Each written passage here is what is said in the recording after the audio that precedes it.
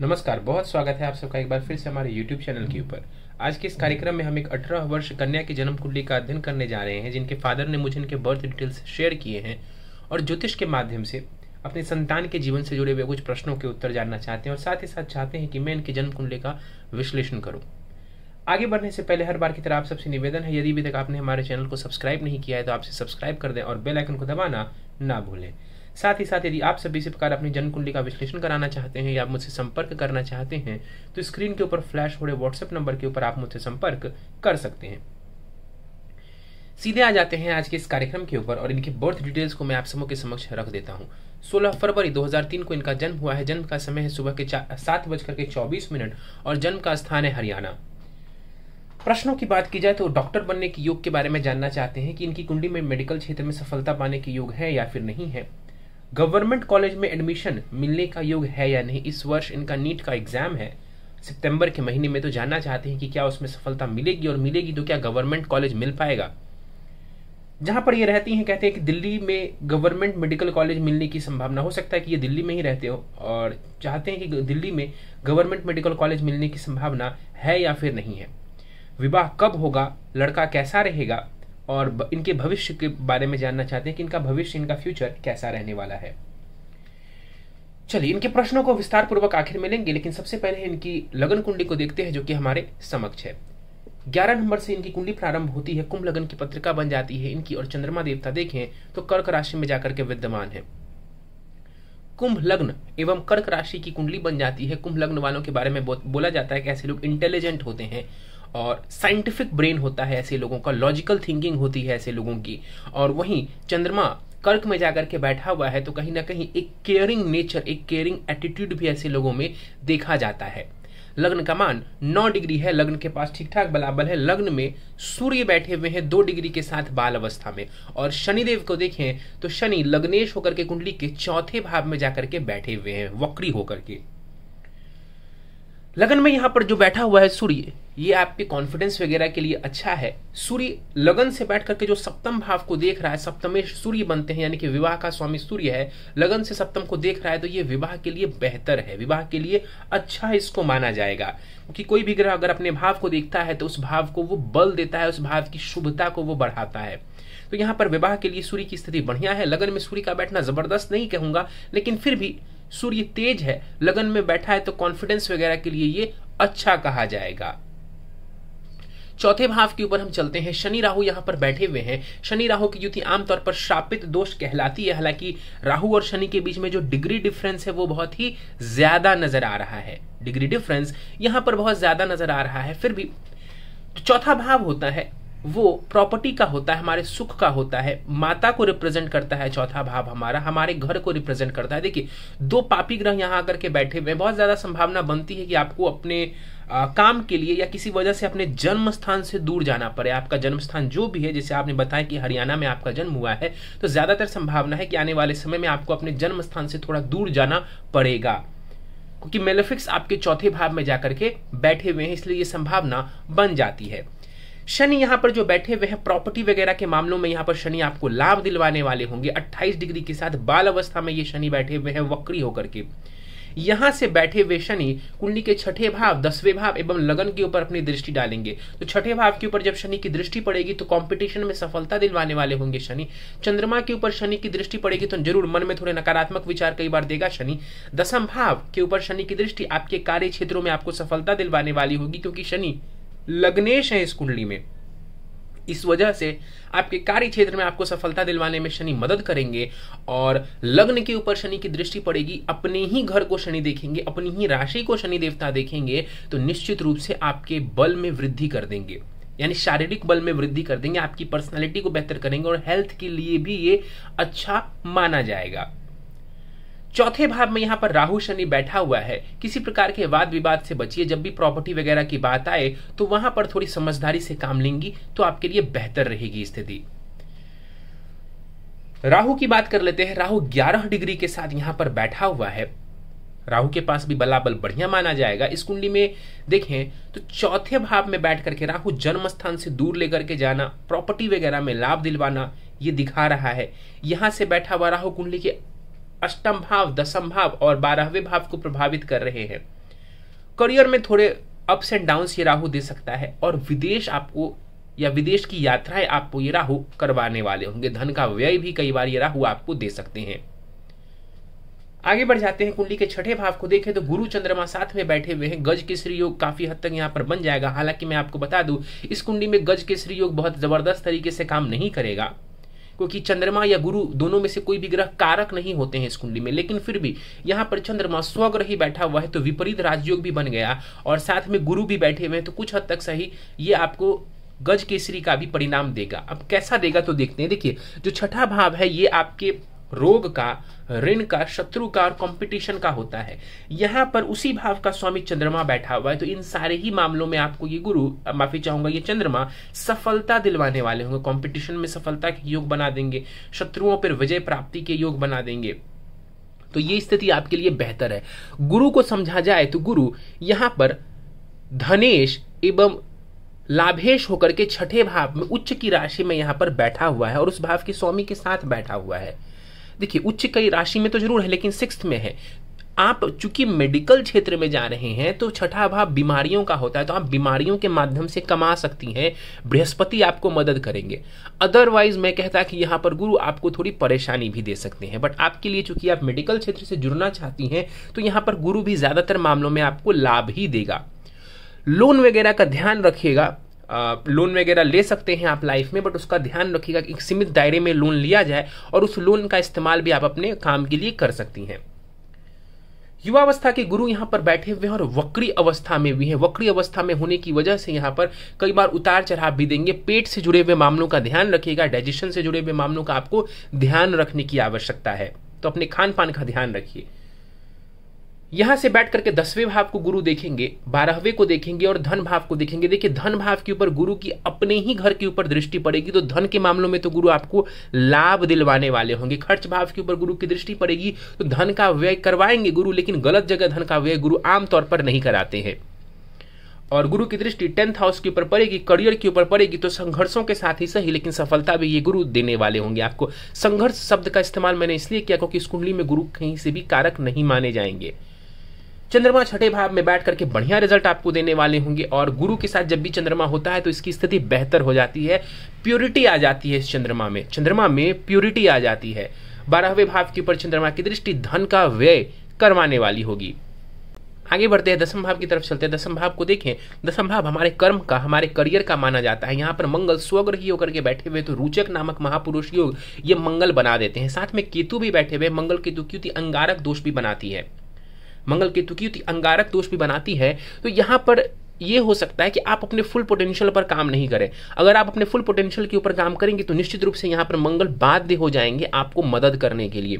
तो हमेशा full potential के ऊपर काम करने के बारे में सोचिए। जो भी आपकी पोटेंशियल है उस फुल पोटेंशियल पे काम करेंगी तो ये मंगल जो कि रोचक योग बना रहा है, ये आपको बहुत लाभ देगा। शनि मंगल यहां पर आमने सामने बैठे हुए हैं, ये भी आपको संघर्ष देगा और सफलता भी दिलवाएगा। यही संघर्ष आपको सफलता की ओर लेकर के जाने वाला होगा, लेकिन संघर्ष से आप दूर नहीं जा सकती हैं। शनि मंगल आमने सामने है, मंगल केतु के साथ है, तो ये संघर्ष जरूर देगा, लेकिन संघर्ष के बाद उच्च कोटि की सफलता भी दिलवाने वाला होगा। मंगल केतु सर्जरी को रिप्रेजेंट करते हैं, 10th हाउस में ये हैं, और आप मेडिकल के क्षेत्र में जा रही हैं, हो सकता है आने वाले समय में आप सर्जन बन जाएं।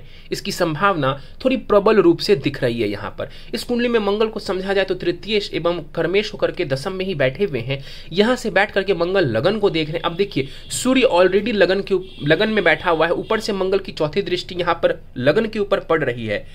तो दो जो क्रूर ग्रह, या मुझे कहना चाहिए कि अग्नि से प्रभावित ग्रह लगन को देख रहे हैं, तो ये थोड़ा जिद्दी नेचर भी आपको दे सकता है, लेकिन इसके साथ साथ ये आपको कॉन्फिडेंस देने वाला होगा, साहस देने वाला होगा। तो इसको पॉजिटिव डायरेक्शन की तरफ आप लेकर के जाएंगे तो आपके लिए बेहतर होगा, आपकी हिम्मत को ये बढ़ाने वाला होगा। चौथे भाव के ऊपर मंगल की दृष्टि प्रॉपर्टी के मामलों के लिए बढ़िया है, और कुंडली के पंचम भाव के ऊपर भी मंगल की दृष्टि एजुकेशन में आपको हार्डवर्क करने के लिए प्रेरित करेगी। वही केतु, मैंने जैसा कहा कि 10th हाउस में बैठे हुए हैं, अपने फुल पोटेंशियल पर काम करिए। कई बार केतु क्या करता है कि जातक को फुल पोटेंशियल पे काम नहीं करने देता है, तो फुल पोटेंशियल के ऊपर आप काम करिए। अगर आप फुल पोटेंशियल से काम करेंगे तो यही केतु, यही मंगल आपको लाइफ में बहुत ऊंचे स्थान पर लेकर के जाने वाले होंगे। और मार्स केतु का ये जो कॉम्बिनेशन है, प्योरली ये सर्जन बनने की ओर इशारा कर रहे हैं। अगर आप पढ़ाई करती हैं, मेहनत करती हैं, तो सर्जन बन सकती हैं आप और अच्छी सफलता आपको मिल जाएगी। शुक्र की बात कर लेते हैं। 19 डिग्री के साथ शुक्र वृद्ध अवस्था में बैठे हुए हैं कुंडली के लाभ स्थान में। इस कुंडली का योग कारक ग्रह है शुक्र। सुखेश एवं भाग्येश होकर के लाभ स्थान में जाकर के शुक्र बैठे हुए हैं, तो यहाँ पर घर से लाभ, प्रॉपर्टी से लाभ, भाग्य से भी जुड़ा हुआ लाभ ये शुक्र दिलवाने वाले होंगे।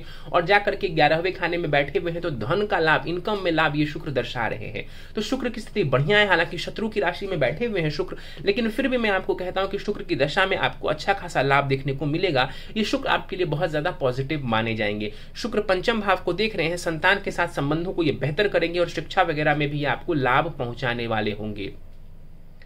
बुध की बात कर लेते हैं। 10 डिग्री के साथ बुध कुंडली के 12वें भाव में जाकर के बैठे हुए हैं। 12वां भाव विदेश का होता है, अस्पताल का भी होता है। और इस कुंडली में बुध को समझे तो वो पंचमेश एवं अष्टमेश होकर के 12वें खाने में जाकर के बैठे हुए। पंचमेश बुध का 12वें भाव में जाकर के बैठना इस बात की सूचना देता है कि घर से दूर जाकर के आप पढ़ाई कर सकती हैं, घर से दूर जाकर के पढ़ाई कर सकती हैं, हॉस्टल में पढ़ाई कर सकती हैं, या घर से दूर जाना आपको पड़ सकता है अपनी एजुकेशन को पूरा करने के लिए। आपकी पढ़ाई में धन भी व्यय होगा, यह भी नजर आ रहा है बुध के कारण। यहां पर जो बुध बैठे हुए वो छठे भाव को देख रहे हैं। छठे भाव के ऊपर जो बुध की दृष्टि पड़ रही है, कंपटीशन में सफलता के लिए ये बुध आपको सहायक सिद्ध होंगे। दशाओं की हम बात कर लेते हैं। केतु की दशा आपको 7 अगस्त 2021 तक रहने वाली है। केतु की महादशा के बाद आपको शुक्र की महादशा आएगी 7 अगस्त 2021 से, और वो 20 वर्षों तक रहेगी। तो शुक्र की दशा ज्यादातर मामलों में आपको लाभ देने वाली होगी। हालांकि नवमांश कुंडली में शुक्र नीच का हो रहा है, तो मेहनत ये शुक्र भी आपसे जरूर करवाएगा। लेकिन हाँ, इतना तय है कि मेहनत करने पर ये शुक्र आपको अव्वल दर्जे की सफलता भी दिलवाने वाले होंगे। आपके प्रश्नों को ले लेते हैं विस्तार पूर्वक। आपने पूछा है मेडिकल क्षेत्र में जाने के योग, डॉक्टर बनने के योग बिल्कुल है आपकी कुंडली में, और यही सबसे बेहतरीन भी है आपके लिए, सबसे अच्छा करियर भी यही माना जाएगा आपके लिए। और सर्जन बनने की संभावना ज्यादा है। इसके अलावा ऑर्थो में भी आप जा सकती हैं, जो हड्डियों से जुड़े हुए डॉक्टर होते हैं वो भी आप बन सकती हैं। गवर्नमेंट कॉलेज में एडमिशन मिलने का योग, इन्होंने बताया है कि नीट का पेपर है सितंबर के महीने में, तो उसमें कैसी सफलता मिलने की संभावना है। देखिए, समय अभी बढ़िया है। पंचमेश की अंतरदशा जो है वो अभी इस वक्त चल रही है, और जिस वक्त आपका एग्जाम होगा उस वक्त शुक्र की जो है दशा आपको आ चुकी होगी, वो भी योग कारक हैं आपके। तो समय कहीं से भी खराब नहीं है, समय बेहतर है आपके लिए, बहुत बढ़िया है आपके लिए। तो कुंडली के हिसाब से समझा जाए तो कहीं कोई कसर नहीं है कुंडली में कहीं भी कोई कमी नजर नहीं आ रही। यहाँ पर ये जो शुक्र बैठे हुए हैं लाभ भाव में, ये अपनी 5वीं दृष्टि से आपके एजुकेशन भाव को देख रहे हैं, तो अच्छी सफलता, उच्च कोटि की सफलता आप हासिल कर सकती हैं। तो गवर्नमेंट कॉलेज हो या कोई भी कॉलेज हो, वहां पर आपकी सफलता मिलने की संभावना बहुत ज्यादा है। इसके बाद आपने पूछा है कि दिल्ली में गवर्नमेंट मेडिकल कॉलेज मिलने की संभावना है या नहीं। देखिए, दिल्ली में है या नहीं मुझे नहीं पता, लेकिन मैं आपको एक बात बताना चाहता हूं। अभी आप जिस जगह पर भी हैं, जहां पर भी हो सकता है अभी आप दिल्ली में रह रहे हो, इस वक्त जब आपका एग्जाम होगा उसके थोड़े दिन के बाद संभावना दिख पड़ती है कि चेंज ऑफ प्लेस हो जाए आपका। इसकी संभावना आपकी D4 कुंडली दे रही है कि चेंज ऑफ प्लेस हो आपका। तो इस बात को देखते हुए ये अगर आप दिल्ली से बाहर रह रहे हैं तब तो हो सकता है दिल्ली में हो जाए, लेकिन अगर आप दिल्ली में ही रह रहे हैं, दिल्ली NCR में रह रही हैं, तो फिर ये हो सकता है कि चेंज ऑफ प्लेस आपको करना पड़े। ये आपका D4 चार्ट बता रहा है। इसके बाद आपने पूछा है और देखिए, एक बात और आपको बताना चाहूंगा। याद करिए, जब हम चौथे भाव के ऊपर चर्चा कर रहे थे तो मैंने आपको कहा था कि राहु की वजह से आपको जन्म स्थान से दूर जाना पड़ सकता है, और अभी का जो समय आने वाला है आपको वो भी इस बात की सूचना दे रहा है कि इस वर्ष के एंड में या अगले वर्ष के स्टार्टिंग में स्थान परिवर्तन के योग बन रहे हैं आपकी कुंडली के अनुसार। विवाह कब होगा, लड़का कैसा रहेगा, देखिए एक डेट है दिसंबर 2024 से दिसंबर 2025 के बीच में, वो समय काफी अच्छा है। विवाह करना चाहेंगे तो विवाह हो जाएगा आपका, और आपका विवाह बढ़िया है, कहीं से भी विवाह खराब नहीं है। देखिए यहाँ पर सूर्य की दृष्टि विवाह भाव के ऊपर पड़ रही है और कोई भी ग्रह नहीं देख रहा, और जो सूर्य देख रहे हैं तो सूर्य अपने ही घर को देख रहे हैं, तो यहाँ पर विवाह बढ़िया दिख रहा है। नवमांश कुंडली से समझा जाए तो धनु लगन की पत्रिका बनती है, लगन में गुरु बैठे हुए हैं और वो सप्तम को देख रहे हैं, तो कुंडली अच्छी है आपकी। विवाह के लिए भी कुंडली बढ़िया मानी जाएगी, कोई खास परेशानी मुझे नजर नहीं आती है कहीं पर, फिर भी कुंडली मिलान कर लेंगे ताकि आप डबल श्योर हो जाए उसके बारे में। भविष्य के बारे में जहां तक पूछा गया, बिल्कुल भविष्य काफी उज्जवल है आपका। मेहनत करते रहिए, मेहनत करते रहेंगी तो उच्च कोटि की सफलता प्राप्त आप जरूर करेंगी। तो जैसा मैंने आपको कहा कि सर्जन वगैरह बनने की संभावना है, तो उस हिसाब से आपको प्रयत्न भी करना पड़ेगा। प्रयत्न करेंगी तो प्रयत्न करने के बाद सफलता मिलने की संभावना भी बहुत ही ज्यादा नजर आ रही है। दशमांश कुंडली जो है आपके करियर की वो भी काफी बेहतर नजर आ रही है और वो भी इसी बात की सूचना दे रही है कि आपका करियर अच्छा रहने वाला है। कुछ उपाय मैं आपको दे देता हूं जिन उपायों से आपको लाभ मिलेगा। एक मंत्र है ओम ऐम सरस्वतये ऐम नमः। इस मंत्र का 108 बार नित्य आपको जाप करना चाहिए और पढ़ने से पहले भी जब भी आप बैठे पढ़ने के लिए तो 11 बार आपको इसका जाप कर लेना चाहिए। हनुमान चालीसा नित्य आप जाप पढ़ते रहे। शुक्र की दशा में माँ दुर्गा की पूजा उपासना करें, दुर्गा चालीसा वगैरह का पाठ करें, आपको लाभ मिलेगा। साथ ही शुक्र के बीज मंत्र का आप जाप कर सकती हैं। अगर कभी राहु शनि की वजह से परेशानी वगैरह आए तो मृत्युंजय मंत्र या महामृत्युंजय मंत्र जिसको कहते हैं उसका जाप करने से आपकी जीवन से जुड़ी हुई नकारात्मक चीजें जो है वो दूर होती चली जाएंगी। यानी कोई बहुत ज्यादा शांति वगैरह नहीं करा सकते हैं तो सीधा आप महामृत्युंजय का जाप सुबह शाम करेंगी तो भी आपका जो कुंडली की नेगेटिविटी है वो दूर हो जाएगी। और बाकी समय आपके लिए बेहतर है, बढ़िया नजर आ रहा है। एग्जाम में सफलता मिलने की संभावना है। अगर आप स्थान परिवर्तन नहीं चाह रही हैं तो वो थोड़ा सा कठिन दिखता है क्योंकि स्थान परिवर्तन इस समय नजर आ रहा है इस वर्ष के एंड में, और हो सकता है कि आपको थोड़ा सा दूर जाना पड़े अपनी पढ़ाई को करने के लिए। लेकिन हाँ, सबसे पहला फोकस वो सेकेंडरी है। पहला फोकस आपका ये होना चाहिए कि आप अच्छे से एग्जाम दीजिए और जैसा आप चाह रही हैं, जिस तरीके का कॉलेज आप चाह रही हैं वो कॉलेज आपको मिल सके। कहीं का भी मिले बट कॉलेज मिल जाए ताकि आपकी MBBS की पढ़ाई शुरू हो सके। तो कुंडली बढ़िया है, कुंडली में कोई कमी मुझे नजर नहीं आ रही है। मेहनत करिए, समय बहुत बढ़िया है और शुक्र की दशा अगले 20 वर्षों तक रहने वाली है तो समय आपका पूरा साथ देगा।